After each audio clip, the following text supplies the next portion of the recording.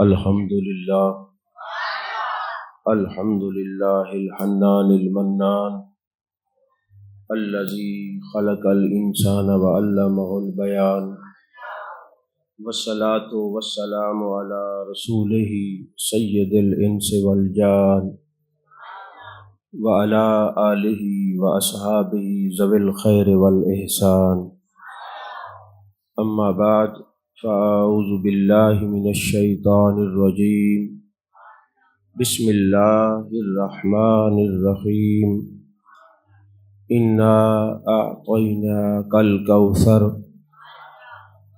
قال الله تبارك وتعالى في مقام آخر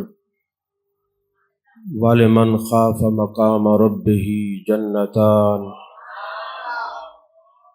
قال النبي صلى الله عليه وسلم لو كان مسلما فأعتقتم عنه أو تصدقتم عنه أو حججتم عنه بلغه ذلك صدق الله العظيم وصدق رسوله النبي الكريم الأمين المكين الرؤوف الرحيم قال الله تبارك وتعالى في شان حبيبه مخبرا وحاكما ان اللہ وملائکتہ یصلون علی النبی یا ایہا الذین آمنوا صلوا علیہ وسلموا تسلیما اللہم صلی علی سیدنا و مولانا محمد وعلی آل سیدنا و مولانا محمد وبارک وسلم وصلی علیہ الصلاۃ والسلام علیک یا رسول اللہ وعلی آلک واصحابک یا حبیب اللہ۔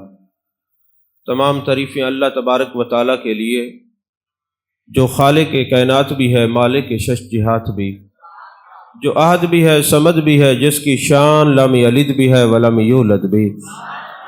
لا تعداد عدد درود و سلام بارگاہ سید الانام، شفیع رحمت، والی امت، شاہ خوباں، جان جانا، شہنشاہ حسینہ، سید سربراں، سیاہ لا مکاں، تتمہ دوراں، سرخیل زہرہ جمالاں، رازدان ما اوہا، شاہد ما طغا، صاحب علم نشرہ، معصوم آمنہ، احمد مجتبیٰ، حضرت محمد مصطفیٰ صلی اللہ علیہ وآلہ وصحبہ وبارک وسلم کی دربار ناز میں اپنی عقیدتوں، ارادتوں، محبتوں کا خراج پیش کرنے کے بعد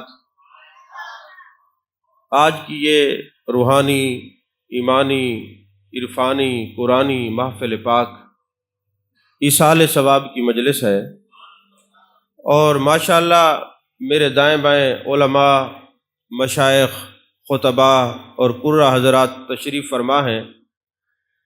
یہ سب میرے سر کا تاج ہیں، میری آنکھوں کا نور ہیں، اور اہل سنت کے دلوں کے سرور ہیں۔ مجھ سے قبل میرے عزیز حضرت علامہ مولانا محمد صابر اعظمی صاحب نے خطاب فرمایا، یقیناً آپ محظوظ ہوئے ہوں گے۔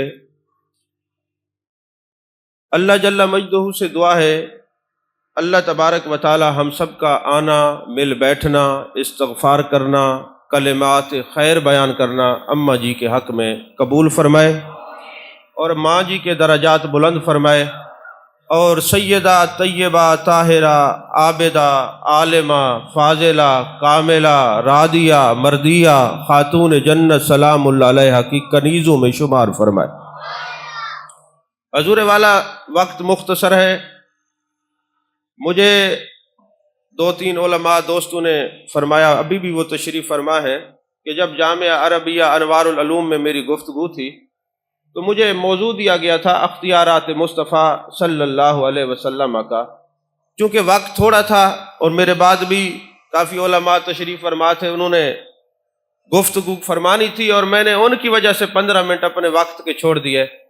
تو فرمانے لگے کہ جی اس وقت چونکہ مکمل ہم اس مسئلے کو سمجھ تو پائے ہیں، لیکن اگر وہ بیان کر دیا جائے، ذکر رسول صلی اللہ علیہ وسلم ہو جائے، اور اماں جی کے لیے ایصال ثواب ہو جائے، 2 آیات بینات آپ کے سامنے تلاوت کرنے کا شرف حاصل کیا ہے۔ آپ نے توجہ دینی ہے، دیکھنا میری طرف ہے۔ اگر موبائلوں کی جان چھوڑ سکتے ہیں تو چھوڑ دیں تو زیادہ افضل ہے، کیونکہ جس مقصد کے لیے آئے ہیں اگر بات ہی سمجھ نہ آئے، اور ہم تو ویسے کڈنیپ ہو چکے ہیں، اغوا ہو چکے ہیں، والدین دیکھ رہے ہوتے بیٹا موبائل سے فارغ ہو تو ہماری طرف دیکھے، عزیز و اقربا دیکھ رہے ہوتے ہیں کہ یہ موبائل کی جان چھوڑے تو ہماری طرف متوجہ ہو۔ مسجد میں آ کے کم از کم یہ چند گھڑیاں جو ہمیں میسر آتی ہیں، کچھ سیکھنے کے لیے ملتا ہے۔ جان کائنات، جان عالم مصطفیٰ جان رحمت صلی اللہ علیہ وسلم ارشاد فرماتے ہیں، کوئی بندہ ساری رات نوافل پڑھتا رہے، 1000 نفل پڑھے، اور ایک بندہ دین کا ایک مسئلہ سیکھے، وہ مسئلہ سیکھنے والا افضل ہے 1000 نوافل پڑھنے والے سے۔ عزیزان محترم، اللہ جل مجدہ نے قرآن مجید برہان رشید میں ارشاد فرمایا، انا اعطیناک الکوثر، محبوب ہم نے آپ کو الکوثر عطا فرمایا۔ کیا عطا فرمایا؟ الکوثر عطا فرمایا۔ دیکھیں دو چیزیں ہوتی ہیں، ایک ہوتی ہے صفت، ایک ہوتا ہے موصوف۔ مثلا میں یہ کہوں کہ یہ چل رہا ہے، آپ سوچیں گے پتہ نہیں کس بات کا کہہ رہے ہیں، یہ کیا چل رہا ہے۔ میں کہوں گا یہ سپیکر چل رہا ہے، اب یہ سپیکر جو ہے یہ موصوف ہے اور چلنا اس کی صفت ہے۔ میں کہوں جی فلاں چل رہا ہے، آپ کہیں گے جی کون چل رہا ہے، میں کہوں گا جی بندہ چل رہا ہے، بندہ موصوف ہے، چلنا اس کی صفت ہے۔ موٹر سائیکل جو ہے وہ موصوف ہے اور چلنا اس کی صفت ہے۔ اللہ تبارک و تعالیٰ نے الکوثر میں کسی ایک شے کا اظہار فرمایا ہوتا تو ہم یہ کہتے کہ الکوثر سے مراد یہ ہے۔ اللہ تعالیٰ نے فرمایا انا اعطیناک الکوثر، محبوب ہم نے آپ کو الکوثر عطا فرمایا۔ الکوثر سے کیا مراد ہے؟ حضرت عبداللہ بن عباس رضی اللہ تعالیٰ عنہما اور ان کے شاگرد حضرت امام مجاہد رحمت اللہ علیہ، یاد رکھیے حضرت امام مجاہد کے بارے میں یہ اصول مفسرین نے لکھا ہے کہ جب آپ تفسیر لکھنے کے شروع کر دیں تو حضرت عبداللہ بن عباس صحابہ کے اقوال لینے کے بعد کائنات میں تابعین میں اگر کسی ہستی میں امام مجاہد کا قول مل جائے تو کسی اور قول لینے کی ضرورت نہیں، یہ سب سے افضل ہے۔ فرمایا امام مجاہد نے، میں نے حضرت عبداللہ بن عباس رضی اللہ تعالیٰ عنہما سے سوال کیا، حضور والا الکوثر کس کو کہتے ہیں؟ ظاہر سی بات ہے جب صحابی کوئی بات کرتا ہے وہ اپنی طرف سے نہیں کرتا، وہ جان کائنات جان عالم مصطفیٰ جان رحمت صلی اللہ علیہ وسلم کی ذات بابرکات سے سن کے بیان کرتا ہے۔ تو فرمایا جب ہم نے ان سے پوچھا کہ حضور والا الکوثر کیا ہے، فرمایا اے الخیر کلہ، یعنی خیر کے جتنے پہلو ہیں کل کے کل اللہ نے اپنے محبوب کو عطا فرمائے ہیں۔ عزیزان محترم، وہ خیر کے کل پہلو جان کائنات جان عالم مصطفیٰ جان رحمت صلی اللہ علیہ وسلم کو عطا فرمائے ہیں۔ اب مجھے یہ بتائیں علم میں خیر ہے یا جہالت میں خیر ہے؟ ظاہر سی بات ہے علم میں خیر ہے، تو اللہ نے اپنے محبوب کو علم کل عطا فرمایا ہے۔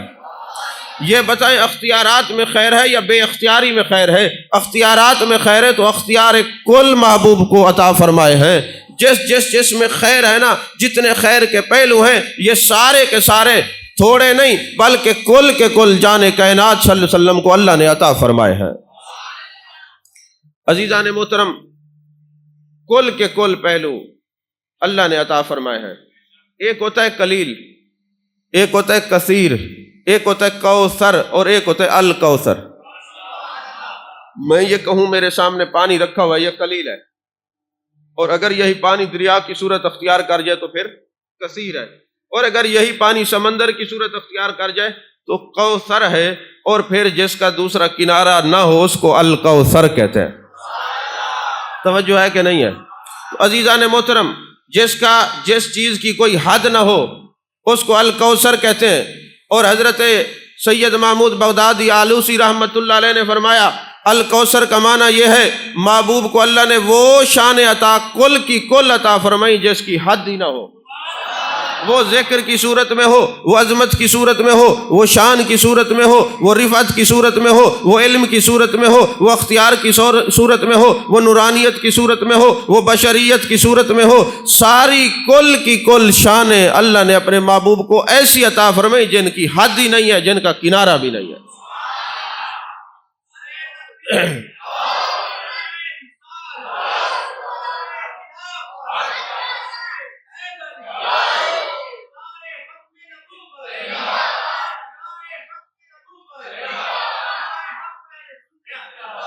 عزیزان محترم، قلیل، کثیر، کوثر، الکوثر، اس چیز کو آپ ذہن نشین رکھیں۔ میں یہ آپ سے یہ عرض کرنا چاہوں کہ قلیل، کثیر، کوثر اور الکوثر، یہ بتائیں یہ جو دنیا ہم دیکھتے ہیں یہ چھوٹی ہے یا بڑی ہے؟ زمین آسمان بڑا ہے ہماری نظر میں، کیونکہ ہماری نظر کی جو وسعتیں ہیں وہ کم ہے، لیکن زمین آسمان یہ دنیا کائنات بنانے کے بعد اللہ جل مجدہ الکریم نے کیا ارشاد فرمایا؟ فرمایا کل متاع الدنیا قلیل، یہ دنیا مختصر ہے۔ یارو جس رب کے قلیل کی وسعت کا عالم یہ ہے، اس رب کی کثیر کی وسعت کا عالم کیا ہوگا؟ پھر اس رب کی کوثر کی وسعت کا عالم کیا ہوگا؟ پھر اس رب کے الکوثر کی وسعت کا عالم کیا ہوگا؟ یہاں پر سوشل میڈیا پر ایک اعتراض کیا جاتا ہے کلپنگ کی صورت میں، جناب جب تم نبی پاک صلی اللہ علیہ وسلم کے اختیارات کو مانتے ہو اور محبوب پاک صلی اللہ علیہ وسلم کو مختار کل کہہ دیتے ہو، تو مختار کل کہنے سے یہ ابہام اور اشکال جنم لیتا ہے کہ جب کل کا کل آپ نے اختیار جان کائنات، جان عالم، مصطفیٰ جان رحمت صلی اللہ علیہ وسلم کا مان لیا تو پھر اللہ جل مجدہ کے اختیارات کہاں گئے؟ میں نے کہا کچھ ہم سے پوچھا ہوتا، کچھ ہم سے سنا ہوتا، کچھ ہمیں سوال کرتے کہ آپ جو مختار کل سمجھتے ہیں کس زمرے میں سمجھتے ہیں، کس معنی میں سمجھتے ہیں؟ ذرا عقائد اہل سنت کو بھی پڑھا جاتا، ضروریات اہل سنت کو بھی پڑھا جاتا، کسی علم والے کے پاس بھی بیٹھتے، فاسألوا اہل الذکر ان کنتم لا تعلمون کے بیستاق بنتے، کوئی سوال جواب کی نشست ہوتی تو ہم بتاتے ہم مختار کل کس معنی میں جان کائنات صلی اللہ علیہ وسلم کو سمجھتے ہیں۔ یارو دو مثالیں دے کے اپنی بات کو آگے لے کے جانے کی سعادت حاصل کرتا ہوں۔ پہلی بات تو یہ ہے، یہاں کئی لوگ ایسے بیٹھے ہوئے ہیں جو پراپرٹی کا کام کرتے ہیں۔ کلم الناس علی قدر عقولہم، عقل کے مطابق بات کرنے کا کہا گیا ہے۔ جو بندہ پراپرٹی کا کاروبار کرتا ہے، کبھی ایسا ہوتا ہے کہ وہ پراپرٹی ٹریکٹ بیچ دیتا ہے، اور کبھی ایسا ہوتا ہے وہ خود نہیں جاتا، کسی کو پاور آف اٹارنی دے دیتا ہے، جس کو مختار عام کہا جاتا ہے۔ تو حضور والا دنیا کا علم تو سارے ہی جانتے ہیں، مجھے یہ بتائیں جس کو مختار عام دیا جائے، جس کو پاور آف اٹارنی دی جائے، تو وہ جو چاہے اس پراپرٹی کے ساتھ سلوک کر سکتا ہے۔ اگر پاور آف اٹارنی اس کو پلاٹ کی ہے تو وہ اس کو بیچ سکتا ہے کہ نہیں بیچ سکتا؟ اس کا سودا کرنا چاہے کر سکتا ہے کہ نہیں کر سکتا؟ اس پہ پلازا بنانا چاہے بنا سکتا ہے کہ نہیں بنا سکتا؟ آپ کہیں گے چونکہ وہ مختار عام ہے، پاور آف اٹارنی ہے، وہ جو کچھ کرنا چاہے کر سکتا ہے۔ تو یارو یاد رکھو، جان کائنات صلی اللہ علیہ وسلم کو میرے رب نے پاور آف اٹارنی دی ہے، مختار عام بنایا ہے۔ فرمایا محبوبہ کائنات کا خالق میں ہوں، تجھے مالک بنایا، جس کو جو کچھ عطا کر وہ میری طرف سے ہے۔ جن کو جو بھی عطا کر، اے محبوب میرے، اے میرے پیارے محبوب، اے والضحیٰ کے چہرے والے محبوب، واللیل کی زلفوں والے محبوب، ما زغ البصر وما طغیٰ کی کاجل والی آنکھوں والے محبوب، ید اللہ والے ہاتھوں والے محبوب، علم نشرہ کے سینے والے محبوب، طٰہٰ کے تاج والے محبوب، یاسین کے سیرے والے محبوب، تیرے رب نے تجھے کائنات کا مالک بنایا ہے، جس کو جو عطا کرے گا وہ تیرے رب کی طرف سے ہے۔ عزیزان محترم، ہمارے ملک کے اندر یا ہمارے برے صغیر کے اندر، یہ پاک و ہند کے اندر نا، آپ دیکھتے ہیں ایک عہدہ ہوتا ہے جس کو وزیر اعلیٰ کہتے ہیں، ایک ہوتا ہے وزیر اعظم، ایک ہوتا ہے چیف جسٹس، ایک ہوتا ہے چیف آف آرمی اسٹاف۔ یہ سارے عہدے ہیں نا، تو جو وزیر اعلیٰ ہوگا نا، ہم اس کو کہیں گے مختار کل وزیر اعلیٰ۔ کیا کہیں گے؟ کیونکہ وہ وزارت علیٰ کے دائرہ کار میں مختار ہوتا ہے، لیکن وزارت عظمیٰ کے دائرہ کار میں تو اس کو کوئی اختیار نہیں ہوتا۔ جو وزیر اعظم ہوتا ہے اس کو وزارت عظمیٰ کے دائرہ کار کے اندر مکمل اختیار ہوتا ہے، مگر وہ عدالتوں کے نظام میں تو اس کا کوئی عمل دخل نہیں ہوتا۔ اور جو چیف جسٹس ہوتا ہے اس کو اس جوڈیشلی کے قوانین کے اس دائرہ کار کے اندر وہ مختار ہوتا ہے، آرمی کے اندر تو اس کا عمل دخل نہیں ہوتا۔ تو یارو، جب ہمارے بات کو سمجھیں کہ وزیر اعلیٰ مختار کل وزیر اعلیٰ تب ہے کہ جو وزارت اولیاء کے دائرہ کار ہے اس کے اندر وہ مختار کل ہے۔ جان کائنات صلی اللہ علیہ وسلم نبوت، ختم نبوت اور شریعت کے دائرہ کار میں مختار کل رسول ہے۔ الوہیت اور عبودیت کی تو بات ہم نے کی نہیں ہے، توجہ ہے کہ نہیں ہے؟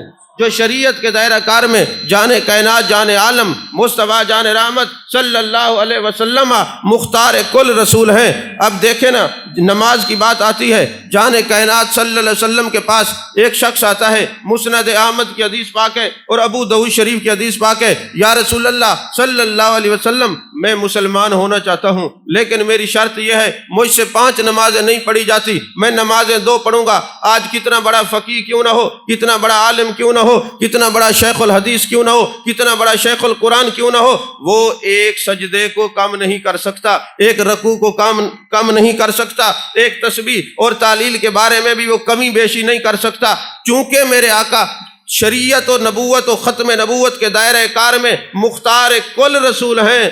جب وہ محبوب علیہ السلام کی بارگاہ میں آیا، عرض کرنے لگا، یا رسول اللہ صلی اللہ علیہ وسلم، میں 5 نمازیں نہیں پڑھوں گا، 2 پڑھوں گا۔ میرے آقا نے فرمایا، کلمہ پڑھ لے، نمازیں 2 پڑھنا، اللہ 5 کا ثواب تمہیں عطا فرمائے گا۔ عزیزان محترم، میرے آقا کریم صلی اللہ علیہ وسلم کے غلاموں، آپ ایک بات مجھے بتائیں، یہ بات جو حج پہ جاتے ہیں نا ان کو سمجھ آئے گی۔ کوئی بندہ اٹھ کے پیسے نہ دے، مجھے بات بھول جاتی ہے، پیسے نہ دینے کا مطلب یہ نہیں کہ آپ آپس میں باتیں بھی کرتے رہیں۔ آپ کو میں یہ نہیں کہوں گا کہ سبحان اللہ کہیں، نہ میری عادت ہے، اور نہ میں یہ کہوں گا دائیں ہاتھ کھڑا کریں تو آپ جنت میں جائیں گے یا عمرے پہ چلے جائیں گے، میرے پاس دونوں ٹکٹیں نہیں ہیں۔ میں نے وہ بات کرنی ہے جو والضحیٰ کے چہرے والے محبوب کی عظمت اور شان کی بات ہے۔ اب جو محبوب کا ذکر سنے گا وہ خود ہی سبحان اللہ کہے گا، میں کیوں آپ کو کہوں زبردستی کہیں، میری عادت ہی نہیں ہے۔ لیکن اگر آپ ادھر ادھر دیکھیں گے تو پھر میں کھڑا کر کے بھی تقریر سنواتا ہوں، توجہ ہے کہ نہیں ہے؟ تو عزیزان محترم، جو لوگ حج پہ جاتے ہیں وہ میری اس بات کو سمجھیں گے۔ کچھ لوگ ایسے ہیں جو حدیث کے منکر ہیں، حجیت حدیث کے قائل نہیں۔ جب آپ حج پہ جاتے ہیں، اور الحمدللہ کافی سارے لوگ بیٹھے جنہوں نے حج کیا ہوا ہے، پہلے آپ مینا جاتے ہیں، اس کے بعد 9 ذی الحجہ کو آپ عرفات جاتے ہیں، اور عرفات میں آپ وقوف کب تک کرتے ہیں؟ نماز ظہر سے لے کر مغرب کے ٹائم تک، اور جب مغرب کا وقت آتا ہے تو پھر آپ نے وہاں سے نکلنا ہوتا ہے، مزدلفہ پہنچ کر مغرب اور عشاء ایک اذان اور ایک تکبیر کے ساتھ پہلے مغرب کے فرائض اور پھر عشاء کے فرض پڑھنے ہوتے ہیں۔ میں آپ سے پوچھتا ہوں، جو بندہ کہے میں صرف قرآن کو مانتا ہوں، مجھے حجیت حدیث کی ضرورت نہیں ہے، جب مغرب کا وقت آئے ذرا اس بندے پر نظر رکھو، اس کو دیکھو وہ مغرب کی نماز عرفات میں ادا کرتا ہے کہ نہیں کرتا۔ اگر نہیں کرتا تو اس کو کہو، مولانا یہاں آپ مغرب کی نماز پڑھیں، کیونکہ تم حجیت حدیث کے منکر ہو، تم تو حدیث کو مانتے نہیں، تمہارا تعلق صرف قرآن سے ہے۔ تو قرآن میں اللہ فرماتا ہے، ان الصلاۃ کانت علی المؤمنین کتابا موقوتا، مومن پر نماز مقررہ وقت پر فرض ہے، اور مقررہ وقت مغرب ہے۔ تو یہاں اس مغرب کے وقت کو چھوڑ کیوں رہا ہے؟ اور صبح تک جو ہے نا، صبح صادق سے پہلے جب بھی کوئی مزدلفہ پہنچے گا مغرب اور عشاء اکٹھے پڑھے گا، تو یہاں کیوں نہیں پڑھتا؟ کیونکہ قرآن کہتا ہے نماز مومن پر مقررہ وقت پر فرض ہے، تو مومن ہے اور قرآن کو مانتا ہے، حجیت حدیث کا قائل نہیں ہے، تو یہاں پڑھ۔ توجہ ہے کہ نہیں ہے؟ یہاں پہ پڑھ، تجھے مزدلفہ ہم نہیں پڑھنے دیں گے، کیونکہ تیرے قول کے مطابق میں صرف قرآن کو مانتا ہوں۔ تو قرآن تو یہ کہتا ہے نماز مومن پر مقررہ وقت پر فرض ہے، اور قرآن نے مقررہ وقت جو فرمایا ہے وہ مغرب ہے، اور مغرب مزدلفہ میں کیوں جا کے پڑھے گا؟ یہاں پڑھ۔ وہ کہے گا میں نہیں پڑھتا۔ بھائی کیوں نہیں پڑھتا؟ کہا یہاں پڑھوں تو نماز میرے منہ پہ ماری جائے گی، تو پھر تو نماز پڑھ لے، تیرے منہ پہ ماری جائے گی، قرآن کا حکم کہاں جائے گا؟ وہ کہے گا چونکہ میرے مصطفیٰ نے نہیں پڑھا اس لیے میں نہیں پڑھتا۔ میں نے کہا نہیں پڑھتا تو پھر مان لے میرے مصطفیٰ مختار کل بھی ہیں، جو چاہیں اللہ تعالیٰ کی عطا سے کر سکتے ہیں۔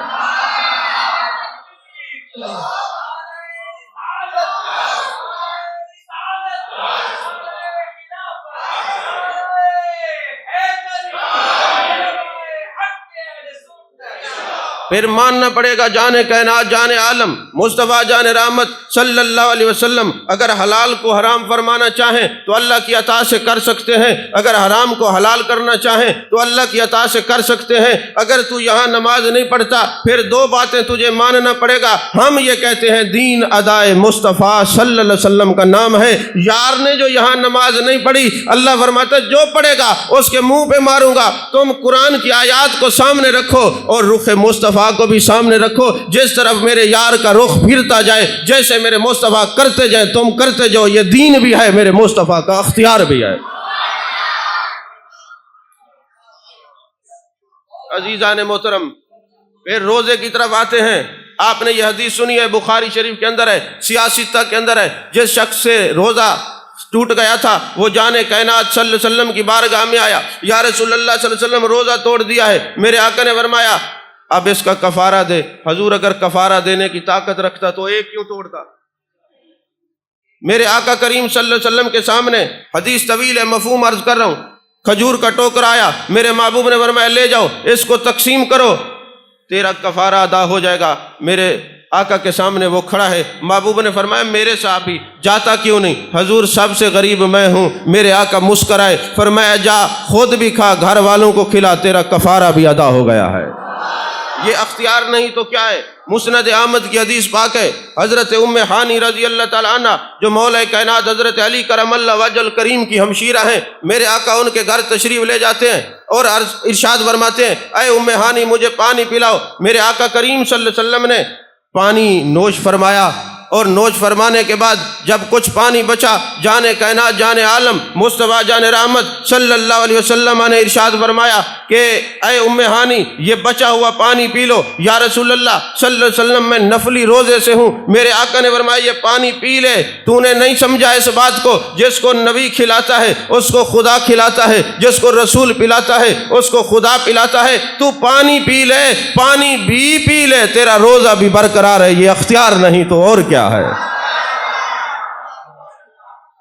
توجہ ہے کہ نہیں ہے؟ اسی طرح زکوٰۃ پر آتے ہیں۔ یاد رکھیے ہمارے لیے کلمہ نماز روزہ زکوٰۃ اور حج ہے، میرے آقا علیہ الصلوۃ والسلام پر زکوٰۃ فرض نہیں۔ توجہ ہے کہ نہیں ہے؟ محبوب پاک صلی اللہ علیہ وسلم پر زکوٰۃ کیوں فرض نہیں؟ وجہ یہ ہے، اصول یہ ہے کہ اصل فرع کو زکوٰۃ نہیں دے سکتا، فرع اصل کو نہیں دے سکتا، غلام اپنے آقا کو زکوٰۃ نہیں دے سکتا، آقا اپنے غلام کو زکوٰۃ نہیں دے سکتا، تو پوری کائنات غلام ہے، میرے مصطفیٰ آقا ہیں، زکوٰۃ کس کو دیں اور کس سے لیں؟ محبوب پر تو زکوٰۃ فرض ہی نہیں ہے۔ اور اگر حج کی بات آئے تو جان کائنات جان عالم مصطفیٰ جان رحمت صلی اللہ علیہ وسلم سے جب پوچھا گیا یا رسول اللہ صلی اللہ علیہ وسلم کیا حج ہر سال فرض ہے؟ میرے آقا نے خاموشی اختیار کی اور فرمایا ایسے سوالات نہ پوچھا کرو، اگر ہم ہاں کہہ دیتے تو اللہ ہر سال حج کو فرض قرار دے دیتا۔ اسی طرح مسواک کے معاملے میں سرکار نے فرمایا اگر میری امت پر یہ بوجھ نہ ہوتا، گراں نہ گزرتا، ان پر یہ بادشاہ نہ گزرتی تو میں ہر وقت مسواک کو فرض قرار دے دیتا۔ عزیزان محترم، جان کائنات جان عالم صلی اللہ علیہ وسلم نے اللہ فرماتے ہیں محبوب جس چیز کو آپ جو چاہیں شریعت و نبوت اور ختم نبوت کے دائرہ کار میں اللہ نے آپ کو مختار بنا کے بھیجا ہے، جو کچھ آپ کرنا چاہیں اللہ نے آپ کو مکمل طور پر اختیار عطا فرمایا ہے۔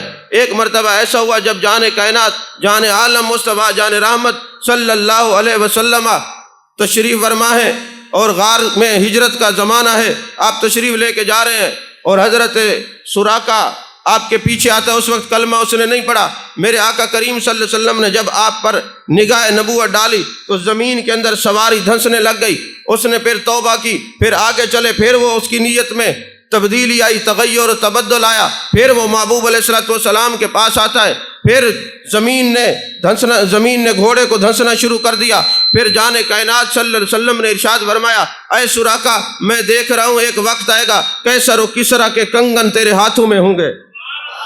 اب محبوب علیہ الصلوۃ والسلام نے یہ فرمایا قیصر و کسریٰ کے کنگن تیرے ہاتھوں میں ہوں گے، تو یہ محبوب علیہ الصلوۃ والسلام کا فرمانا تھا۔ وہ محبوب علیہ الصلوۃ والسلام کے صحابی ہیں، جان کائنات جان رحمت صلی اللہ علیہ وسلم کے عاشق ہیں، محبوب علیہ الصلوۃ والسلام کی ہر بات کو دل کے اوپر مزکہ کر لیتے ہیں، دل کے اوپر مرصع کر لیتے ہیں، منقش کر لیتے ہیں، نقش کر لیتے ہیں۔ وہ وقت آیا، حضرت سراقہ نے جب کلمہ پڑھا، وقت گزرتا گیا، سب نے سنا کہ محبوب علیہ الصلوۃ والسلام نے فرمایا، اے سراقہ میں وہ وقت دیکھ رہا ہوں جب قیصر و کسریٰ ایران کے بادشاہ کے کنگن تیرے ہاتھوں میں ہوں گے۔ اگر محبوب چاہیں، یہ بھی آپ کا اختیار ہے، اور حدیث پاک سیاستہ کے اندر ہے ریشم مرد پر حرام ہے، اگر آپ چاہیں تو کسی صحابی کے لیے حلال فرما دیں، یہ محبوب کا اختیار ہے نا۔ اب یہ ہوا حضرت سراقہ کے لیے محبوب نے فرمایا وہ قیصر و کسریٰ ایران کے بادشاہ کے کنگن میں تیرے ہاتھوں میں دیکھ رہا ہوں۔ وہ وقت گزرتا گیا، جان کائنات، جان عالم مصطفیٰ، جان رحمت صلی اللہ علیہ وسلم کا اس ظاہری دنیا سے ظاہری وصال ہو گیا۔ جب وصال ہوا، وہ وقت آیا، حضرت صدیق اکبر رضی اللہ تعالیٰ عنہ بھی دنیا سے تشریف لے گئے، حضرت فاروق اعظم رضی اللہ تعالیٰ عنہ کا وقت آیا، آپ کا دور آیا، آپ خلیفہ بنے، امیر المومنین بنے، لوگ آتے ہیں آپ کی خدمت میں۔ تاشت کے اندر وہ قیصر و کسریٰ کے وہ کنگن، وہ سونے کے جو بادشاہ وقت پہنا کرتے تھے، حضرت فاروق اعظم کی خدمت میں پیش کیا، تو آپ حضرت فاروق اعظم رضی اللہ تعالیٰ عنہ فرمانے لگے ہم اس کو کیا کریں، جائیں اور بیت المال میں جمع کرا دیں۔ یہ کہنا تھا، وہ بات یاد آئی جو جان کائنات نے فرمائی تھی۔ اچھا، اس سے پہلے بھی ایک مرتبہ ایسا ہوا کہ حضرت سراقہ رضی اللہ تعالیٰ عنہ بیمار ہو گئے، قریب المرگ ہو گئے، نزا کا عالم طاری ہے، لوگ ملنے کے لیے جاتے ہیں، لگتا ہے تیرا وقت آ گیا ہے، تو دنیا سے جانے والا ہے۔ فرمایا نہیں، ابھی نہیں جاؤں گا، اللہ مجھے شفا عطا کرے گا، کیونکہ محبوب نے فرمایا تھا کہ ایران کے بادشاہ کے کنگن تو پہنے گا، ابھی تو وہ فتح ہی نہیں ہوا، میں نے کنگن پہنے نہیں، میں دنیا سے کیسے جا سکتا ہوں؟ کیونکہ محبوب جو فرما دیتے ہیں، ان جان کائنات صلی اللہ علیہ وسلم کی زبان مبارک سے جو کچھ نکلتا ہے، وما ینطق عن الہوی ان ہو الا وحی یوحی، ارے وہ تو اپنی مرضی سے بولتے نہیں ہیں، محبوب نے جو فرمایا ہے کہ تو قیصر و کسریٰ کے ایران کے بادشاہ کے کنگن پہنے گا، میں پہنوں گا تو تب دنیا سے جاؤں گا۔ اب دیکھیں نا، آج ہم شکوک کی وادیوں میں بھٹکتے ہوئے نظر آتے ہیں، تشکیک کی وادی میں ہم الجھتے ہوئے نظر آتے ہیں۔ کیا وہ دور تھا کہ جب لوگ عالم تیقن پر فائز تھے، ہر بات کو جو محبوب علیہ الصلوۃ والسلام فرماتے ہیں وہ یقین کی دنیا میں دیکھتے تھے، اور دل کی وادی میں اس کو الاپتے تھے کہ محبوب نے فرمایا تو ایسا ہوگا۔ اب وہ وقت گزرتا گیا اور وہ قیصر و کسریٰ کے کنگن آئے، حضرت فاروق اعظم رضی اللہ تعالیٰ عنہ کو بات یاد آئی، فرمایا سراقہ کدھر ہے، اس کو لے آؤ۔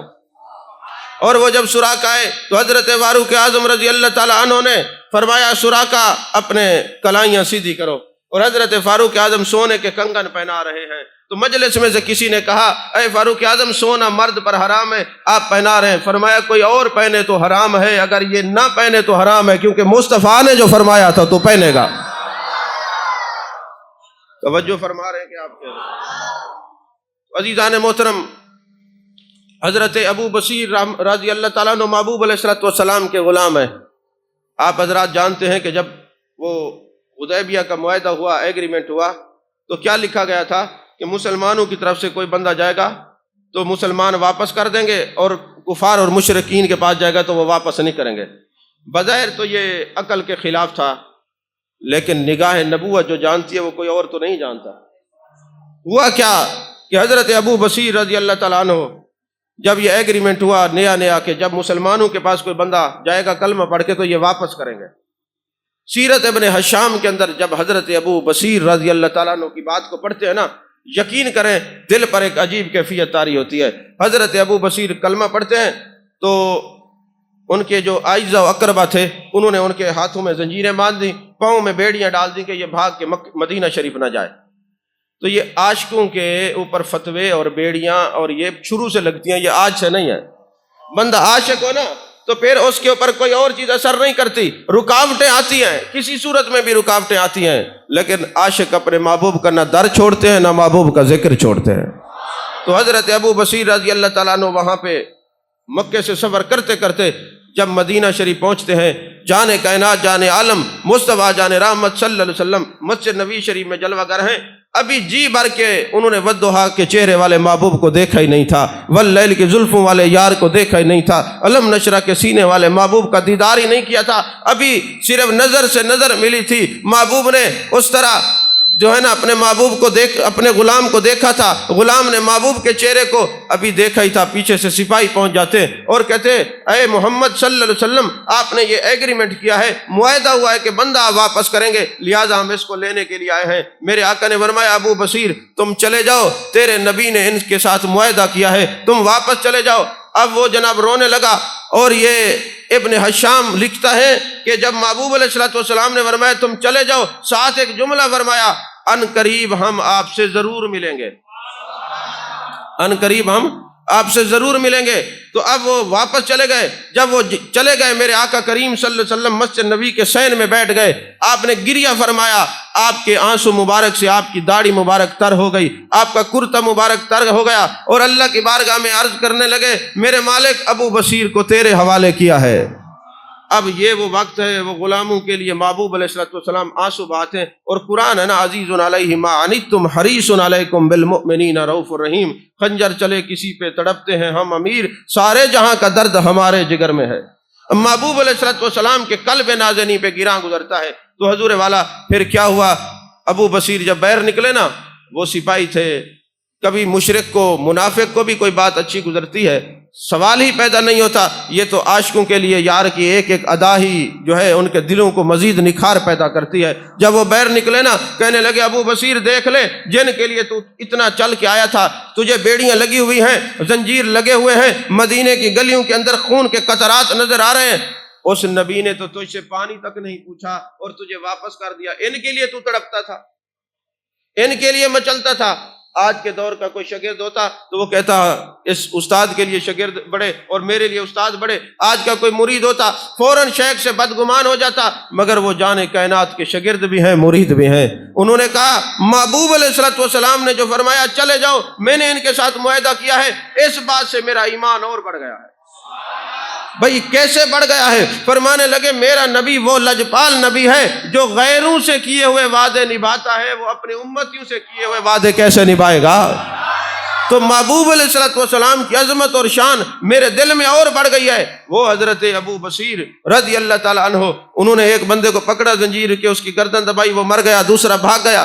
آپ نے ایک نئی عاشقوں کی بستی بسا لی، اب نہ مکے میں تھے نہ مدینے میں تھے، ایک علیحدہ انہوں نے ایک جگہ بنا لی، وہاں حضرت ابو جندل بھی آ گئے، پھر اور بھی آ گئے، پھر سینکڑوں لوگ وہاں پہ جمع ہو گئے جو محبوب علیہ السلام کے عاشق تھے۔ اور جب کفار اور مشرک جو ہے کسی قافلے کو لے کے مسلمان جاتے تو کفار اور مشرکین لوٹ لیتے، پھر اللہ کے نبی نے اجازت دی، یہ ان کے قافلوں کو لوٹتے، وہ خود مجبور ہو گئے، انہوں نے کہا ہم نے حدیبیہ کا معاہدہ توڑنا ہے کیونکہ ہمارے قافلے محفوظ نہیں ہیں، ہم ایگریمنٹ ختم کرتے ہیں، جیسے محبوب فرماتے ہم ویسے ہی کرتے ہیں، کیونکہ نگاہ نبوت دیکھ رہی تھی کہ جو کچھ ہم دیکھتے ہیں وہ عام آدمی نہیں دیکھ سکتا۔ تو حضور والا محبوب نے فرمایا اے ابو بصیر ہم تم سے ملیں گے۔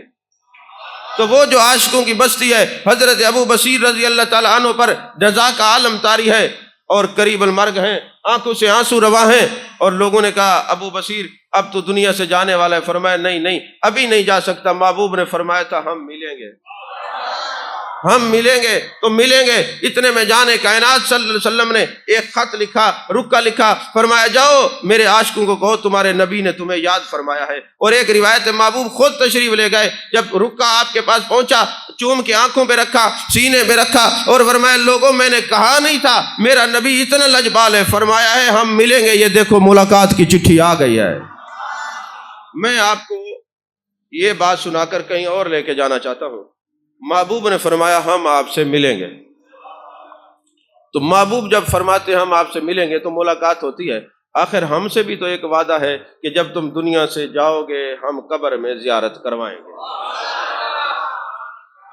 من ربک ما دینک ما کنت تقول فی ھذا الرجل، مصنف ابن ابی شیبہ کی حدیث پاک ہے، میرے آقا کریم صلی اللہ علیہ وسلم نے ارشاد فرمایا دنیا سے جانے والے لوگ برابر نہیں ہوتے، جن کو موت آتی ہے، جن کا وصال ہوتا ہے وہ برابر نہیں ہوتے، درجات اور مراتب جدا ہو سکتے ہیں۔ بعض لوگ ایسے ہوں گے جو دنیا سے جائیں گے وہ گناہگار ہوں گے، ان کے اعمال اچھے نہیں ہوں گے، وہ منافق ہوں گے، تو جب قبر میں ان سے سوال کیا جائے گا من ربک ما دینک ما کنت تقول فی ھذا الرجل، وہ کہیں گے لا ادری لا ادری لا ادری، ہم نہیں جانتے ہم نہیں جانتے۔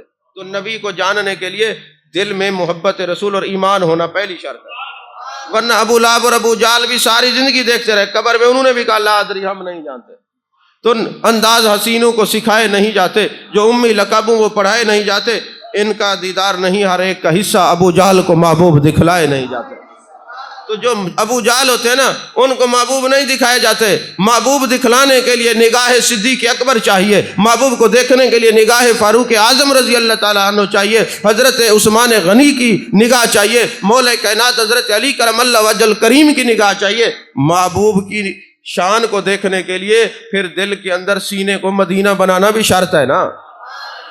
تو عزیزان محترم، میرے آقا نے فرمایا ایک تو وہ ہیں جو گناہگار ہیں یا منافق ہیں، وہ کہیں گے لا ادری لا ادری لا ادری، اور کچھ مسلمان ایسے ہیں جو قبر میں جائیں گے، ان سے سوال ہوگا من ربوں کا ما دینوں کا، وہ کہیں گے ہاں ہم جانتے ہیں۔ من ربوں کا پوچھا جائے گا تو اللہ ربی، دین کے بارے میں پوچھا جائے گا دین علیہ السلام، اور محبوب علیہ السلام کے بارے میں پوچھا جائے گا تو کہیں گے مر کے آیا ہوں اس دل ربا کے واسطے۔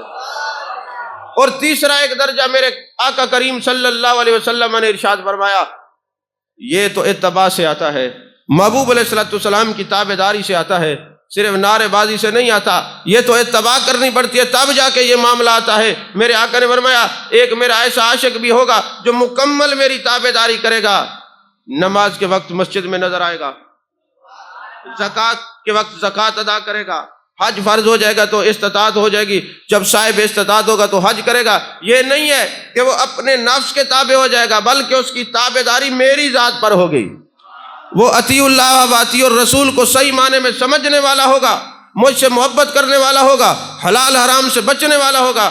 آج ہم نے اپنا ہی معیار قائم کر رکھا ہے۔ عجیب سی بات ہے، کسی کو ڈاکٹر کہہ دے نا تجھے شوگر ہے چینی چھوڑ دے، وہ فوراً چھوڑ جاتا ہے، میں اگر کھاؤں گا تو میری جان چلی جائے گی۔ چینی حلال ہوتی ہے کہ حرام ہوتی ہے؟ اگر کسی کو جگر کا پرابلم ہو جائے، گوشت کے لیے ڈاکٹر منع کرے، فوراً چھوڑ دیتا ہے، میں کھاؤں گا میری جان چلی جائے گی۔ اور اگر کسی کو معدے کا پرابلم ہو اور گیسٹرنٹرالوجسٹ جو ڈاکٹر ہے وہ کہے معدے والا کہ تم نے دودھ نہیں پینا، تو دودھ چھوڑ دیا جاتا ہے کہیں جان نہ چلی جائے۔ دودھ حلال ہے کہ حرام ہے؟ یارو کبھی آپ آنکھیں بند کر کے دل میں سوچنا ضرور کہ ہم ڈاکٹر کے کہنے پر حلال چھوڑ دیتے ہیں اور جان کائنات کے کہنے پہ حرام بھی نہیں چھوڑتے۔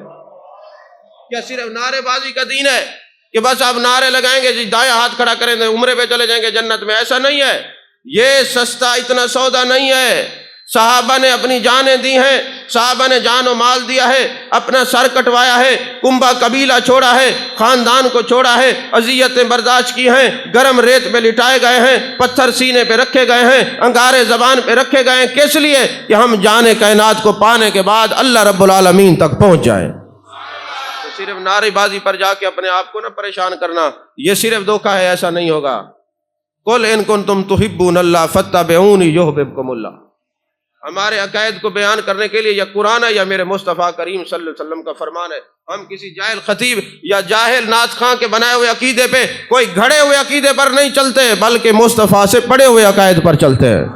تو جان کائنات، جان عالم مصطفیٰ، جان رحمت صلی اللہ علیہ وسلم نے ارشاد فرمایا کہ تیسرا درجہ وہ ہوگا جو مکمل میری تابعداری کرنے والے ہوں گے۔ جب قبر میں جائیں گے فرشتے پوچھیں گے من ربوں کا، ہم بھی وہاں جلوہ گر ہوں گے، ہم فرمائیں گے فرشتوں ابھی ابھی یہ موت کی سختی برداشت کر کے آیا ہے، ابھی ابھی عزیز و اقربا کو چھوڑ کے آیا ہے، ابھی ابھی یہ تکالیف برداشت کر کے بتا دے گا میرا رب اللہ ہے۔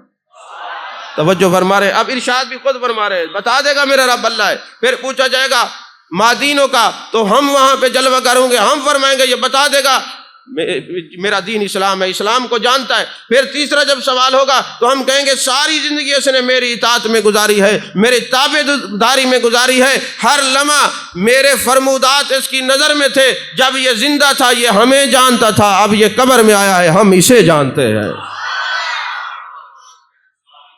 عزیزان محترم، وقت چونکہ مختصر ہے، دوسری آیت جو میں نے پڑھی تھی وَلِمَنْ خَافَ مَقَامَ رَبِّهِ جَنَّتَانِ، جو اللہ کے خوف سے گناہوں کو ترک کرتا ہے اللہ اس کو 2 جنتیں عطا فرماتا ہے۔ ان 2 جنتوں پر 2 باتیں عرض کر کے گفتگو ختم کر رہا ہوں۔ عزیزان محترم، حضرت امام فخر الدین رازی رحمۃ اللہ علیہ نے ایک بات لکھی ہے تفسیر کبیر کے اندر کہ جب کسی کے دل میں خوف خدا آ جائے نا تو وہ خوف ایک جگہ نہیں، 2 جگہ نہیں، نسلوں تک چلتا ہے۔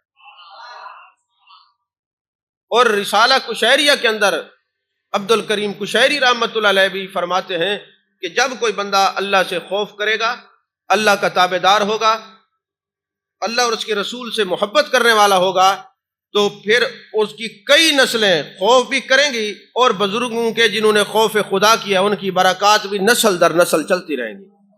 اور اس کی واضح دلیل کیا دیتے ہیں کہ جب حضرت خضر علیہ السلام نے یتیم بچوں کی دیوار بنائی تو انہوں نے پوچھا کس لیے؟ فرمایا وَكَانَ أَبُوهُمَا صَالِحًا، ان کے والدین نیک تھے، تو والدین اگر نیک ہوں تو نیکیوں کے اثرات نسلوں تک چلتے ہیں، اور اگر والدین خوف خدا کرنے والے ہوں تو خوف کے اثرات بھی نسلوں تک چلتے ہیں۔ اس کی ایک واضح مثال یہ ہے کہ حضرت فاروق اعظم رضی اللہ تعالیٰ عنہ مدینے کی گلیوں میں گشت فرما رہے ہیں، اور ایک بڑھیا اپنی بیٹی کو کہہ رہی ہے کہ بیٹا دودھ کے اندر پانی ملا دے، تو وہ کہنے لگی اماں جان تجھے نہیں پتا امیر المومنین حضرت فاروق اعظم رضی اللہ تعالیٰ عنہ کا زمانہ ہے، اگر انہوں نے سزا دے دی اور کڑی سزا دی تو پھر کیا ہوگا؟ کہنے لگی وہ سن تھوڑی رہے ہیں۔ تو بچی نے کہا وہ تو نہیں سن رہے، فاروق اعظم کا رب تو سن ہی رہا ہے نا، میں پانی نہیں ملاتی۔ حضرت فاروق اعظم رضی اللہ تعالیٰ عنہ سنتے رہے یہ بات، اور سننے کے بعد آپ گھر تشریف لے گئے اور اپنی اولاد کو جمع کیا اور فرمانے لگے میرے بچوں، آج میں ایک پاکیزہ اور طیبہ طاہرہ ذہن رکھنے والی ایک بچی کی گفتگو سن کے آیا ہوں، اور وہ جو ہے اللہ سے ڈرنے والی ہے، خوف کرنے والی ہے۔ میرا دل یہ چاہتا ہے ایسی بچی کو اپنی بہو بناؤں، تم میں سے کون ہے جو اس کے ساتھ نکاح کرے گا؟ اب حضرت فاروق اعظم رضی اللہ تعالیٰ نے جو رشتہ داری قائم فرمائی ہے وہ کس سبب پہ تھی؟ تقوی کی بنیاد پر، خوف خدا کی بنیاد پر۔ یہ نہیں دیکھا بینک بیلنس کتنا ہے، جائیدادیں کتنی ہیں، مال و متاع کتنا ہے۔ اور میرے آقا کریم صلی اللہ علیہ وسلم کے وہ صحابی ہیں جو صرف مرید نہیں بلکہ مراد رسول ہیں صلی اللہ علیہ وسلم، وہ حضرت فاروق اعظم رضی اللہ تعالیٰ عنہ فرماتے ہیں کون ہے جو تم میں سے نکاح کرے گا؟ تو حضرت عبداللہ بن عمر کے چھوٹے بھائی حضرت عاصم بن عمر رضی اللہ تعالیٰ عنہ نے عرض کیا ابا جان میں نکاح کرنے کے لیے تیار ہوں۔ پھر اس بچی کی شادی ہو گئی، وہ حضرت فاروق اعظم رضی اللہ تعالیٰ عنہ کی بہو بنی، ان سے ایک بیٹی پیدا ہوئی، پھر اس بیٹی سے ایک بیٹا پیدا ہوا جس کا نام عمر بن عبدالعزیز ہے، جس کو ثانی عمر کہا جاتا ہے۔ وہ حضرت عمر بن عبدالعزیز وہ ہیں کہ جب ان کے زمانے میں زکوٰۃ دینے والے ملتے تھے، لینے والا کوئی نہیں ملتا تھا۔ بکریاں اور بھیڑیے اکٹھے چرتے تھے، کسی کی جرت نہیں تھی بکری پر حملہ کرے۔ وہ جرائم تھے وہ ختم ہو گئے، لوگ اللہ کی طرف رجوع کرنے والے تھے، کیونکہ اس وقت جو بادشاہ تھے، جو عوام تھی وہ اتنی نیک تھی کہ بادشاہ بھی اللہ نے ان کو ایسا دیا۔ اور جب حضرت عمر بن عبدالعزیز سے پوچھا جاتا اے عمر بن عبدالعزیز اتنا خوف خدا اور ساری رات رونے والے، اور جب آپ سے کہا گیا آپ بادشاہ وقت ہیں، امیر المومنین ہیں، آپ محل بنا دیں، فرمایا مجھے کون کہے گا کہ یہ دانا ہے، عقل مند ہے، میں تو بے وقوفوں میں شمار ہوں گا، محل میں بناؤں گا، رہے گی میری اولاد، حساب مجھے دینا پڑے گا۔ اور جب اسی عمر بن عبدالعزیز سے پوچھا گیا رحمت اللہ علیہ سے یہ بتائیں یہ خوف خدا، یہ آپ کے چہرے کے اوپر یہ روب، یہ دبدبا، یہ سینے کے اندر یہ محبت رسول، یہ ساری رات والذین یبیتون لربہم سجدا وقیاما کا مصداق بنے رہتے ہو، یہ تمہیں شرف کہاں سے ملا ہے؟ کہا وہ میری جو نانی تھی جس نے کہا تھا دودھ میں پانی نہیں ملاؤں گی، خوف خدا کی وجہ سے یہ ترک کیا تھا، خوف اس نے کیا تھا، عطا ہمیں مل رہی ہے۔ توجہ ہے کہ نہیں ہے؟ عزیزان محترم، آخری بات اور تقریر ختم۔ جتنی عربی کی تفاسیر ہیں، اب وقت نہیں میں سب کا نام لوں، پر آپ کو یہ تو پتہ ہے کہ میں بغیر پڑھے بات نہیں کرتا۔ توجہ ہے کہ نہیں ہے؟ تو تفسیر کبیر دیکھ لیں، روح البیان دیکھ لیں، روح المعانی دیکھ لیں، جتنی تفاسیر ہیں ساری دیکھ لیں۔ وَلِمَنْ خَافَ مَقَامَ رَبِّهِ جَنَّتَانِ کی تفسیر کے اندر دیکھ لیں۔ حضرت فاروق اعظم رضی اللہ تعالیٰ عنہ کا زمانہ ہے، ایک نوجوان ہر وقت مسجد میں بیٹھا رہتا ہے۔ اب تو مسجد میں داخل ہی ہونا بڑا مشکل ہے، کوئی جاتا نہیں مسجد میں۔ یقین کریں آپ دنیا داروں کے دروازے پہ جائیں گے تو کبھی نہ کبھی ذلت آپ کا سامنا کرے گی۔ واحد یہ اللہ کے گھر ہیں، جتنا زیادہ جائیں گے اتنا عزت سے نوازے جائیں گے، عزت کے تاج پہنائے جائیں گے۔ جتنا ہو سکے کسی کے گھر میں جانے کی ضرورت نہیں، اللہ کے گھر میں جائیں، عزتوں کے تاج پہنے۔ تو عزیزان محترم، وہ نوجوان بیٹھا رہتا ہے ہر وقت مسجد کے اندر، اللہ اللہ کرتا ہے۔ اور آپ کو پتہ ہونا چاہیے کہ جو ہر وقت مسجد میں بیٹھے رہتے ہیں، نماز کے انتظار میں ذکر کرتے ہیں، قرآن کی تلاوت کرتے ہیں، محبوب پاک صلی اللہ علیہ وسلم نے کیا فرمایا؟ جب قیامت کا دن ہوگا رب العالمین فرمائے گا آئین اجار لی، کہاں گئے میرے ہمسائے، کہاں گئے میرے ہمسائے؟ کہا جائے گا حضور والا باری تعالیٰ یہاں تو ہمسائیگی سے پاک ہے، ہم نشینی سے پاک ہے، پھر تیرے ہمسائے کون سے؟ اللہ فرمائے گا جو ہر وقت مسجد میں بیٹھے رہتے تھے وہ میرے جار ہیں، میرے ہمسائے ہیں، جن کا دل ہر وقت، اور میرے آقا نے فرمایا مسجد مومن کے لیے جنت ہے اور منافق کے لیے قید خانہ ہے۔ توجہ ہے کہ نہیں؟ اب آپ جب مسجد میں جائیں نا، ذرا آنکھیں بند کر کے دل کی طرف دیکھنا، گھٹن ہو رہی ہے یا محبت ہو رہی ہے؟ اگر گھٹن ہو رہی ہے تو توبہ کریں، اور محبت ہو رہی ہے تو اللہ کا شکر ادا کریں کہ اپنے گھر میں بٹھایا تو ہے نا تجھے۔ مولانا روم نے مثنوی شریف میں لکھا، ایک بادشاہ تھا، اس نے خادم رکھا ہوا تھا، تو خادم نے کہا میں جب نماز کا وقت ہوگا پھر تیری میں کوئی اتباع نہیں کروں گا، نماز ضرور پڑھوں گا۔ ایک وقت آیا، مغرب کی اذان ہوئی، وہ مسجد میں چلا گیا، نماز پڑھ لی، اوابین کے نوافل شروع کر دیے، اس نے باہر سے آواز دی آ جاؤ، اس نے کہا آنے نہیں دیتا، پھر بلایا آ جاؤ، کہا آنے نہیں دیتا، جب تیسری بار کہا آنے نہیں دیتا، بادشاہ وقت نے پوچھا کون آنے نہیں دیتا؟ کہا جو تجھے مسجد میں جانے نہیں دیتا، وہ مجھے باہر آنے نہیں دیتا۔ توجہ ہے کہ نہیں ہے؟ یہ آج جو ہم ایک نماز پڑھتے ہیں اگلی دفعہ پھر دل ہی نہیں کرتا، لا الہ کی ایک ضرب لگاتے ہیں دل ہی نہیں کرتا، وجہ کیا ہے؟ مولانا روم نے اس سے بھی راز اٹھایا، فرمایا خام خیال صوفی تھا، وہ ہر وقت اللہ اللہ کرتا، ایک دن شیطان آیا، اس نے کہا تو جو اللہ اللہ کرتا ہے تجھے وہ جواب دیتا ہے، ذکر ختم ہو گیا۔ خام خیال صوفی تھا۔ یہ پختہ جو ہوتے ہیں نا، اللہ والوں کی نگاہ سے جو مزین دل ہو جاتے ہیں، پھر ان پر استقامت ہوتی ہے، پھر وہ اللہ اللہ کرتے کرتے چھوڑتے نہیں، دنیا سے چلے جاتے ہیں۔ یہ خام خیال صوفی 2 دن ضرب ماری دل پر، اللہ اللہ کی، پھر ختم۔ تو خام خیال نہیں بننا، ہم نے پختہ خیال بننا ہے اور خیال یار میں رہنا ہے، یہی استقامت ہے۔ وہ اور ہوں گے جنہیں موت آ گئی ہوگی، خیال یار سے پائی ہے زندگی میں نے۔ تو حضور والا پھر کیا تھا؟ وہ اللہ اللہ کرنا چھوڑ دیا۔ اللہ تبارک و تعالیٰ نے حضرت خضر علیہ السلام کو بھیجا، جاؤ میرے بندے کو کہو اللہ اللہ کیا کرے، اللہ اللہ کیا کرے۔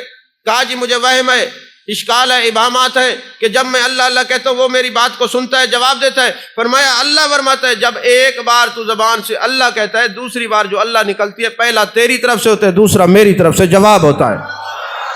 یہ جو نمازیں ہم پڑھتے ہیں اور اگلی نماز میں دل نہیں کرتا، استغفار کریں تاکہ اگلی دفعہ پھر بلا لے۔ یہ ایک نماز کے بعد پھر جو بلاوا ہے اس بات کا پہلے ہم نے ارادہ کیا تھا، وہ ذکر پسند ہے، اللہ اب یاد فرما رہا ہے۔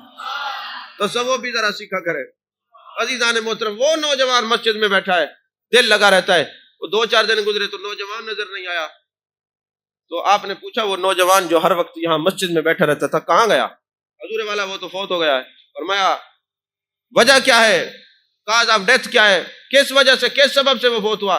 انہیں کہا حضور والا جب وہ آتا تھا نا تو ایک عورت تھی، وہ اس کو اپنی طرف راغب کرنے کی کوشش کرتی، 3-4 دن پہلے انہوں نے اپنے گھر میں بلایا اور برائی کی دعوت دی، یہ بے ہوش ہو گیا، انہوں نے اٹھا کے باہر پھینک دیا، والدین اٹھا کے لے گئے۔ باپ نے پوچھا کہ تجھے کیا ہوا؟ اس نے کہا بس اللہ کے خوف سے گناہ کو ترک کیا ہے اور فوت ہو گیا۔ حضرت فاروق اعظم رضی اللہ تعالیٰ عنہ نے جب یہ سنا تو فرمانے لگے چلیں ان کے والدین کو تعزیت کرتے ہیں، یہ بچہ تو اللہ تعالیٰ کا ہی نعمت تھا، اس کا وجود نعمت تھا جو ہر وقت اللہ اللہ کیا کرتا تھا۔ اب حضرت فاروق اعظم رضی اللہ تعالیٰ عنہ تعزیت کے لیے ان کے گھر میں چلے گئے۔ اصحابی کا نجوم، میرے صحابہ ستاروں کی مانند ہیں۔ اگر فاروق اعظم تعزیت کے لیے جائیں تو کوئی فتویٰ نہیں لگتا، آپ اور ہم چلے جائیں تو تب بھی کوئی فتویٰ نہیں لگتا، کیونکہ یہ جاتے تھے۔ توجہ نہیں فرما رہے آپ؟ اب حضرت فاروق اعظم رضی اللہ تعالیٰ عنہ تشریف لے گئے، فرمایا بتاؤ تو صحیح کیا ہوا تمہارے بچے کو؟ والد نے کہا حضور والا اسی طرح یہ معاملہ ہوا۔ آپ نے فرمایا گھر بتایا ہے؟ کون سا گھر تھا؟ جی نہیں بتایا، پردہ رہ گیا۔ فرمایا وجہ کیا بنی؟ کہا جب وہ گناہوں کے لیے انہوں نے اپنی طرف راغب کی تو انہوں نے کہا مجھے اللہ سے خوف آ رہا ہے، گناہ کو ترک کر دیا ہے۔ حضرت فاروق اعظم رضی اللہ تعالیٰ عنہ حیران ہوئے، فرماتے اللہ اکبر کبیرہ، اللہ قرآن میں فرماتے وَلِمَنْ خَافَ مَقَامَ رَبِّهِ جنتان، جو اللہ کے خوف سے گناہوں کو ترک کرے گا اللہ اس کو 2 جنتیں عطا فرمائے گا۔ مجھے نوجوان کی قبر پہ چلے جاؤ، ایسے صالحین کی قبر پہ چلتے ہیں اور ان کو بشارت دیتے ہیں جو قرآن پہ عمل کرتے ہیں، اللہ اس کو 2 جنتیں عطا فرما دیتا ہے۔ اب کوئی بندہ کہے جی قبروں پہ جاتے ہیں، صالحین کی قبر پہ جاتے ہیں، تو یہ کہاں لکھا ہوا ہے؟ میں نے کہا حضرت فاروق اعظم تشریف لے گئے تھے۔ توجہ ہے کہ نہیں ہے؟ در جوانی توبہ کردم شیوائے پیغمبری، تو حضرت فاروق اعظم رضی اللہ تعالیٰ عنہ قبر پہ تشریف لے گئے، اکیلے نہیں، اور بھی لوگ ساتھی ساتھ ہیں، اور قبر پہ کھڑے ہوئے نوجوان کو مخاطب کیا، قبر والوں کو مخاطب کرنا شرک ہوتا تو حضرت فاروق اعظم کیوں فرما رہے تھے اے نوجوان، توجہ نہیں فرما رہے آپ، اے نوجوان، قرآن میں ہے وَلِمَنْ خَافَ مَقَامَ رَبِّهِ جنتان، جو اللہ کے خوف سے گناہوں کو ترک کرتے اللہ 2 جنتیں عطا کرتا ہے۔ جو 7 صحابہ تھے وہ کہتے ہم نے یہ سنا، قبر سے آواز آئی اے امیر المومنین، رب کعبہ کی قسم میری روح بعد میں نکلی، اللہ نے 2 جنتیں پہلے عطا فرمائی ہے۔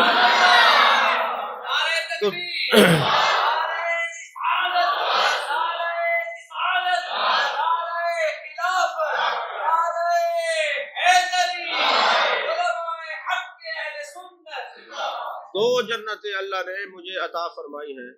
اب یاد رکھیں، تعزیت کے لیے فاروق اعظم گئے، صالحین کی صالح نوجوان کی قبر پہ فاروق اعظم گئے، قبر والے کو آواز دی اور پھر انہوں نے جواب دیا۔ پتہ چلا آواز دینے والا آج بھی کوئی سچا ہو تو جواب آج بھی ملتا ہے۔ توجہ ہے کہ نہیں ہے؟ ہم تو جانوروں سے گئے گزرے ہیں۔ ایک شخص گیا نا، حضرت سیدنا صدیق اکبر رضی اللہ تعالیٰ عنہ کا دوست تھا، تو کبھی کبھی آپ کی مجلس میں آ کے بیٹھتا تھا۔ ایک دن ایسا ہوا کہ وہ کہنے لگا مجھے سرکار کی بارگاہ میں پیش کریں، میں نے ایک مسئلہ آپ کے سامنے رکھنا ہے۔ اب اس بات کو سننے کے بعد ذرا اپنے ارد گرد بھی دیکھنا ہے کہ ہم کیا کر رہے ہیں۔ تو جناب والا مجھے سرکار کے سامنے پیش کریں۔ جب سرکار کے سامنے بندہ آیا نا تو عرض کرنے لگا حضور میرا ایک اونٹ ہے، وہ میں جب رات عشاء کے بعد سوتا ہوں نا تو ڈرونی آوازیں نکالتا ہے، مجھے سونے نہیں دیتا۔ اب وہ اس صحابی کی تو رسول نہیں ہے، اور سلسلۃ الخلق کافہ، کائنات کی ہر چیز کی آپ رسول ہے نا، اور میں اونٹ کو لے آؤ۔ جب اونٹ آیا نا تو میرے آقا کریم صلی اللہ علیہ وسلم نے اونٹ سے پوچھا یہ بتا یہ تجھے گھاس نہیں ڈالتا؟ حضور ڈالتا ہے۔ پانی نہیں پلاتا؟ حضور پانی پلاتا ہے۔ فرماتا پھر آخر وجہ کیا ہے آپ اس کو سونے نہیں دیتے؟ اگرچہ میرے آقا جانتے ہیں مگر امت کو تعلیم دینے کے لیے اونٹ سے پوچھ رہے ہیں، تو اس کو سونے کیوں نہیں دیتا؟ اونٹ نے کیا کہا؟ یا رسول اللہ صلی اللہ علیہ وسلم آپ نے ارشاد فرمایا ایک دوست کا دین دوسرے دوست کے دین پر ہوتا ہے۔ اونٹ کو پتہ چل گیا، ہمیں آج تک پتہ نہیں چلا۔ وہ جانور ہو کے یہ راز سمجھ گیا، ہم نہ سمجھ سکے۔ تو میرے آقا بات دراصل یہ ہے، یہ بندہ صبح کی نماز پڑھتا ہے، ظہر پڑھتا ہے، عصر پڑھتا ہے، مغرب کے بعد یہ کھانا کھا کے سو جاتا ہے، اور پھر یہ عشاء کی نماز نہیں پڑھتا۔ میں خوفناک ڈرونی آوازیں نکال کے اس کو جگاتا ہوں تاکہ قیامت والے دن آپ مجھ سے نہ پوچھیں تو اس کے ساتھ رہتا تھا، اس کی نماز کا خیال کیوں نہیں کیا؟ توجہ ہے کہ نہیں ہے؟ تو اس کے ساتھ رہتا تھا، اس کی نماز کا خیال کیوں نہیں کیا؟ تو یارو اونٹ کو تو یہ ڈر ہے جو میرے ساتھ رہتا ہے، سفر حضر میں ساتھ رہتا ہے، اگر اس نے نماز نہ پڑھی تو کہیں میرے آقا مجھ سے نہ پوچھ لے، میرا رب مجھ سے نہ پوچھ لے تیرے ساتھ رہتا تھا تو نے اس کی نماز کا خیال کیوں نہیں کیا؟ کبھی ہم نے بھی سوچا ہے جن کے ساتھ ہماری صحبتیں ہیں، سنگتیں ہیں، معیتیں ہیں، اٹھنا بیٹھنا ہے، کبھی ہم نے ان کو بھی کہا ہے کہ یار اللہ فرماتے یا ایھا الذین آمنوا استجیبوا للہ، جب اللہ اور اس کا رسول بلائے کیا کرنا ہے؟ فوراً آنا ہے۔ تو یہ اذان جب ہوتی ہے یہ اللہ کا بلاوا ہے تو فوراً آؤ۔ تو کبھی ہم نے کہا ہے؟ نہیں کہا، تو آج سے کہنا شروع کر دیں، اور اپنے دوستوں کا بھی خیال کریں۔ اللہ تعالی ہم سب کی حاضری کو قبول فرمائے۔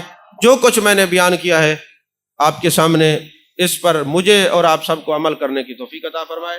آمین وآخر دعوانا الحمدللہ رب العالمین۔